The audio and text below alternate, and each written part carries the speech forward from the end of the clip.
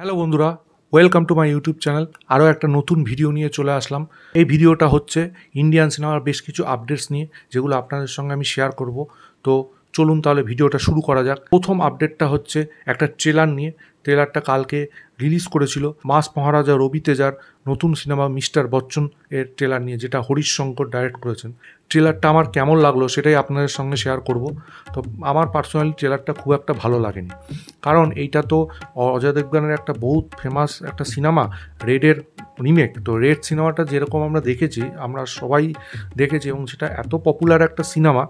তো সেই ক্ষেত্রে বলবো যে এই সিনেমাটার কিন্তু সেই রেঞ্জে আমি ট্রেলারটা দেখে মনে হলো না। রবি তেজার বেশ কিছু অ্যাকশন সিন দেখানো হচ্ছে ট্রেলারটার মধ্যে, কিন্তু নায়িকার সঙ্গে যে প্রেমের যে দৃশ্যগুলো সেগুলো খুব একটা ভালো লাগছে না। আর ওনার সঙ্গে যে নায়িকার এজ ডিফারেন্সটা হয় সেটা বানায় না। ট্রেলারটার মধ্যে মেন ব্যাপারটা, ঠিক আছে, আসার আগে অনেক কিছু দেখিয়েছে, হয়তো সিনেমাটার মধ্যেও সেগুলো দেখাবে। তাতে কিন্তু সিনেমাটার কি বলবো, গুরুত্বটা অনেক কমে যাবে, কারণ অরিজিনাল সিনেমাটা তো সবাই দেখেছে, তো সেটারই রিমেক। তো সেই ক্ষেত্রে দাঁড়িয়ে সেই মেন ব্যাপারটা, রেড নিয়ে যে ব্যাপারটা, সেটাকে কিন্তু বেশি গুরুত্ব দেওয়ার ট্রেলারে উচিত ছিল বলে আমার মনে হয়। ঠিক আছে, অ্যাকশনস খুব উনি ভালো করেন, এবং সাউথে তো অ্যাকশন বিখ্যাত, সাউথের অ্যাকশন কোরিওগ্রাফি। তো অ্যাকশন এখানে দারুণ করেছে, তাকে ভালো মানায়, কিন্তু মেন যে পার্টটা, মেন যে অংশটা স্টোরিটা, সেটা কিন্তু আমি এই ট্রেলারের মধ্যে অভাব দেখলাম। এবার দেখা যাক 15 আগস্ট এই সিনেমাটাও রিলিজ করছে, সিনেমা হলে কীরকম চলে এবং কেমন ব্যবসা করে, সেই দিকেই নজর থাকবে। তো আপনাদের এই ট্রেলারটা কেমন লাগলো ওদের সঙ্গে কমেন্ট বক্সে আপনাদের মতামত শেয়ার করুন। এবার অক্ষয় কুমার অভিনীত খেল খেল মে সিনেমাটার নতুন একটা গান এসছে, সেই গানটা হচ্ছে ডু ইউ নো। তো এই গানটা কিন্তু আমরা সবাই শুনেছি, এই গানটা কিন্তু এরকম না কারুর অপরিচিত। এই গানটা কিন্তু দিলজিৎ দোসান্তের অনেক আগের একটা অ্যালবামের গান, যেটা কিন্তু খুবই ফেমাস একটা গান। সেটাই এখানে রিক্রিয়েট করা হয়েছে। কেন রিক্রিয়েট করা হয়েছে আমি জানি না, কারণ ওই গানটা এতটাই ফেমাস, ঠিক আছে, তো সেটা রিক্রিয়েশনটা খুব একটা ভালো লাগবে না, কারণ ওই গানটাই কিন্তু আমরা শুনে শুনে অভ্যস্ত। তার কাছেও ওটা খুব ফেভারিট একটা গান।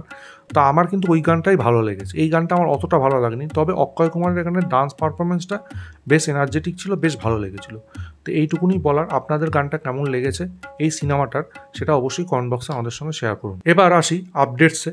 তো থালাপতি বিজয়ের নতুন cinema goat the greatest of all time সিনেমাটা মুক্তি পাচ্ছে 5ই সেপ্টেম্বর। তো আজকে সেটা একটা অফিসিয়াল পোস্টার দিয়ে মেকার্সরা জানালো, এবং এই সিনেমাটা কিন্তু আইম্যাক্স এক্সপিরিয়েন্স হতে চলেছে, এটাও কিন্তু পোস্টারের মধ্যে আমরা লক্ষ্য করেছি। তো দেখা যাক সিনেমাটা কেমন হয়। আমি তো ভীষণ এক্সাইটেড, ওনার অভিনয় আমার তো দারুণ লাগে, ওনার এক্সপ্রেশন, স্টাইল। তো যাই হোক, আমি তো খুব এক্সাইটেড। এবার সুরিয়ার কাঙ্গুয়া সিনেমাটা নিয়ে আপডেট। তো কাঙ্গুবা সিনেমাটার নতুন টিজার আসতে চলেছে পরিচালক শিবার জন্মদিনের দিন, অর্থাৎ 12ই আগস্ট এই সিনেমাটার টিজার আসতে চলেছে। এটা সেন্সার অলরেডি হয়ে গেছে। টাইম লেন্থ হতে চলেছে 56 সেকেন্ড, এবং বাঙ্গালার মুভির সঙ্গে থিয়েটারেও কিন্তু 12 তারিখের পর এই টিজারটা দেখা যাবে। তো দেখা যাক, কাঙ্গুবার টিজার দেখার জন্য আমি তো মুখিয়ে রয়েছি কেমন হয়। তো সেটা অবশ্যই আপনাদের সঙ্গে শেয়ার করব। এবার জন আব্রাহাম সার্বরিবাগের বেদা সিনেমাটা নিয়ে। বেদা সিনেমাটা কিন্তু সেন্সার হয়ে গেছে, ইউএস সার্টিফিকেট পেয়েছে, এবং সিনেমাটার লেন্থ হতে চলেছে 2 ঘন্টা 31 মিনিট। তো 9 মিনিট সামথিং কেটে দিয়েছে, তো 2 ঘন্টা 40 সামথিং ছিল, তো সেটা কেটে 2 ঘন্টা 31 মিনিট করা হয়েছে। তো দেখা যাক 15ই আগস্ট সিনেমাটা কেমন হয়। অক্ষয় কুমারের নতুন সিনেমা খেল খেল মে, যেটাও 15ই আগস্ট রিলিজ করেছে, সেটারও রান টাইম জানা গেছে 2 ঘন্টা 14 মিনিটের সিনেমা এটা হতে চলেছে।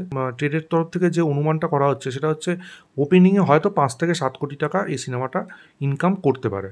এটা একটা অনুমান, এটা হবেই যে তা না, এর থেকে কম হতে পারে, এর থেকে বেশিও হতে পারে। তো দেখা যাক, সিনেমাটা রিলিজ করার পর সেই আপডেটও আমি আপনাদের সঙ্গে শেয়ার করব। গতকাল ছিল ফাহাদ ফাজিল ফাফার জন্মদিন। তো জন্মদিন উপলক্ষে পুষ্পা 2 এর টিম থেকে তার একটা পোস্টার নতুন রিলিজ করা হয়েছে। তো সেখানে তাকে হ্যাপি বার্থডে উইশ করা হয়েছে। তো পোস্টারটা কিন্তু দারুণ, তিনি পুলিশের চরিত্রে যেরকম তার লুকটা, এবং যেরকমভাবে তিনি কুড়াল হাতে নিয়ে দাঁড়িয়ে আছেন, এবং ওনার সবচেয়ে ইন্টারেস্টিং লেগেছে লুকটার মধ্যে ওনার টাক মাথার ওই লুকটা কিন্তু আমার দারুণ লেগেছে, এবং ওনার যে এক্সপ্রেশন, উনি তো দারুণ একজন অভিনেতা। তো ওটা কিন্তু আমার বেশ ইমপ্রেসিভ লেগেছে, এবং পেছনে যে দেহ তুলছে, এখানে কিন্তু ওনার একটা রুথলেস ক্যারেক্টার হতে চলেছে, সেটা কিন্তু পোস্টার দেখে বোঝাই যাচ্ছে।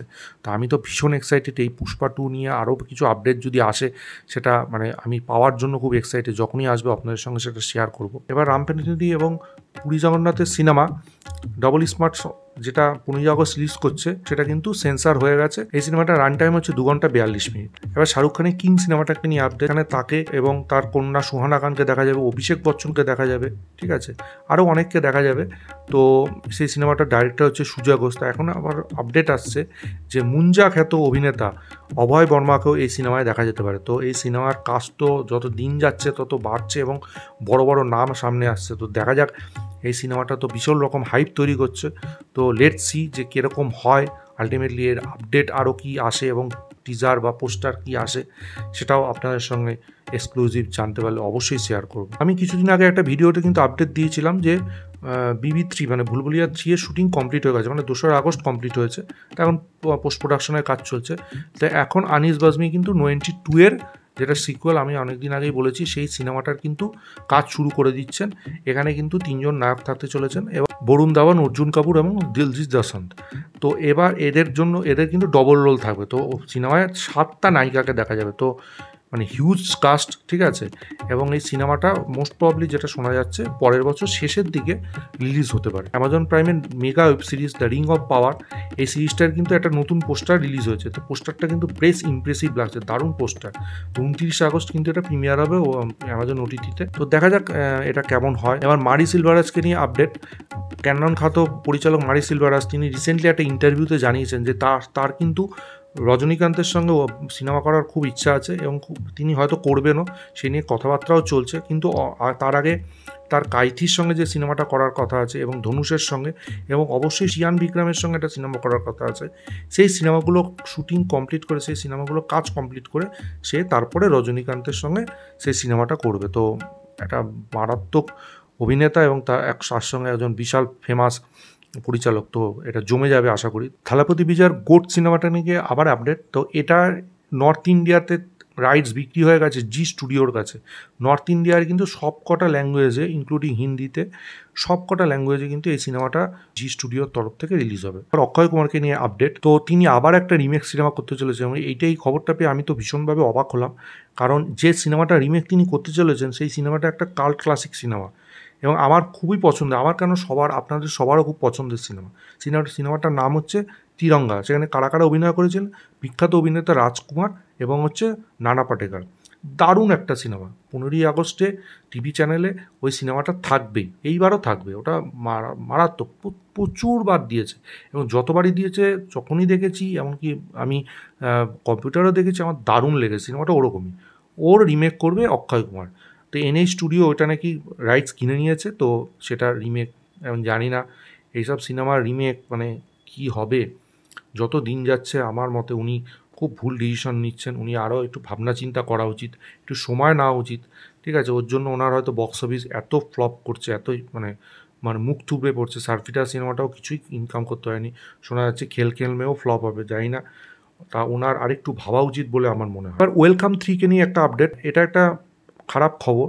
তো সেটা হচ্ছে আহমেদ খান রিসেন্টলি জানিয়েছেন যে ওয়েলকাম 3 শুটিং এখন বন্ধ আছে, কারণ মানে মুম্বাইতে কিছুদিন আগে মারাত্মক বৃষ্টি হয়েছে। সেই বৃষ্টির কারণে ওদের সেট পুরো একদম নষ্ট হয়ে গেছে। ঠিক সেই কারণে ওয়েলকাম 3 শুটিং এখন বন্ধ আছে। তো দেখা যাক আবার সেই শুটিং কবে মানে রিজিউম হয়। তো সেই রিলেটেড খবর পেলে অবশ্যই আপনাদের সঙ্গে এই চ্যানেলে শেয়ার করব। এবার লাস্ট দুটো আপডেট হচ্ছে দেবকে নিয়ে, এবং এটা বড় আপডেট, বিশাল বড় আপডেট।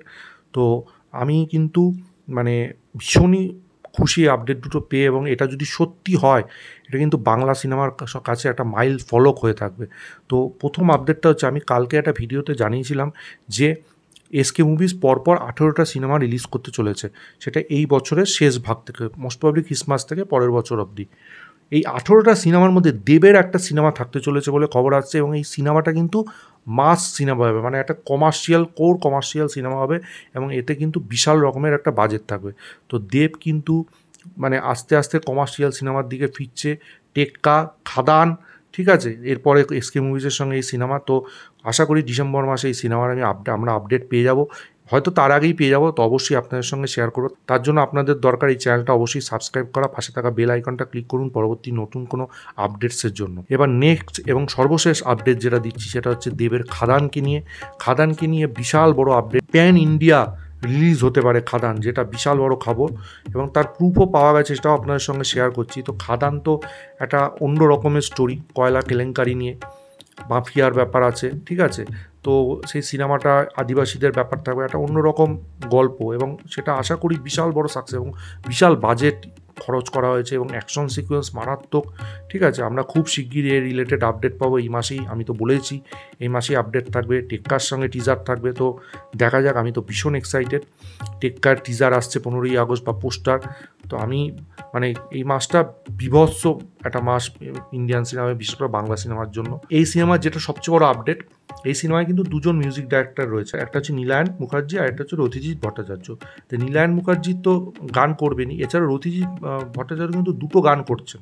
সেই দুটো গানের জন্য তিনি হয়তো মুম্বাইতে রিসেন্টলি ওয়াইআরএফ স্টুডিওতে গেছেন, মানে ইয়াশ রাজের স্টুডিওতে, যেখানে ইয়াশ রাজের সিনেমার এবং আরও অনেক সিনেমার মিউজিক কিন্তু রেকর্ড হয়, ঠিক আছে। এবার এটা কিন্তু আপডেট সেই দিয়েছেন, মানে সে অত ডিটেলস দেননি, কিন্তু আমরা অনুমান করছি হয়তো খাদান সিনেমার যে দুটো গান তিনি করছেন সেই দুটো গানের রেকর্ডিংয়ের জন্যই তিনি ওয়াইআরএফ স্টুডিওতে গেছেন, ঠিক আছে, যেটার হিন্দিতেও যেটা রিলিজ হবে। তো এটা একটা তিনি ইনস্টাগ্রাম পোস্টেও কিন্তু এটা জানিয়েছেন পোস্ট করে। তো এটা কিন্তু বিশাল বড় আপডেট এবং এটা যদি হয় এটা কিন্তু বাংলা সিনেমার ক্ষেত্রে একটা বিশাল বড় মাইলস্টোন। এবং দেব যে খরচ করছে এবং দেব যে এই সিনেমাটার জন্য দারুণভাবে খাটছে, সেটা কিন্তু এটার একটা প্রমাণ। এবং তিনি যে বাংলা সিনেমাকে উন্নতি করার চেষ্টা করছেন সেটাও কিন্তু এই চারটা যে প্রমাণ হয়। মানে দেবকে নিয়ে যারা সমালোচনা করেন তাদের দেখা উচিত এবং এই খবরগুলো জানা উচিত, না জেনে কাউকে নিয়ে সমালোচনা করা উচিত না। তিনি সত্যি বাংলা ইন্ডাস্ট্রির জন্য ভাবেন এবং সে খাটছেন, সেটাও কিন্তু প্রমাণ হচ্ছে। তা আমি তো ভীষণ খুশি এবং ভীষণ ভালো লাগছে এই আপডেটটা পেয়ে। এবং আপনাদের এই আপডেটগুলো পেয়ে কেমন লাগছে অবশ্যই ভিডিওর কমেন্ট বক্সে জানান। ভিডিওটা ভালো লাগলে লাইক করুন, শেয়ার করুন, চ্যানেলটা অবশ্যই সাবস্ক্রাইব করুন, পাশে থাকা বেল আইকনটা ক্লিক করুন পরবর্তী নতুন কোনো আপডেটসের জন্য। ততক্ষণের জন্য গুড বাই বন্ধুরা।